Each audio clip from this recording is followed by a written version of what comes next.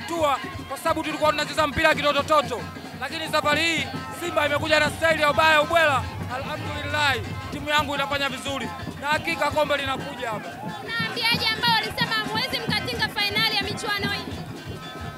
Kuanzia wachambuzi mpaka mashabiki wa Utopolo hawakuitegemea kama Simba itafika hapa, lakini kwa uwezo wake Mwenyezi Mungu na kocha wetu Fadlu pamoja na wachezaji wetu wapya ambao wana matamanio ya kutaka kuivusha Simba katika hii hatua, ndio leo hii unaona Simba inaenda kucheza fainali. Kwa hiyo baada ya kutinga hii fainali, mna neno lipi la kuambia wachezaji wenu na viongozi kwa pamoja?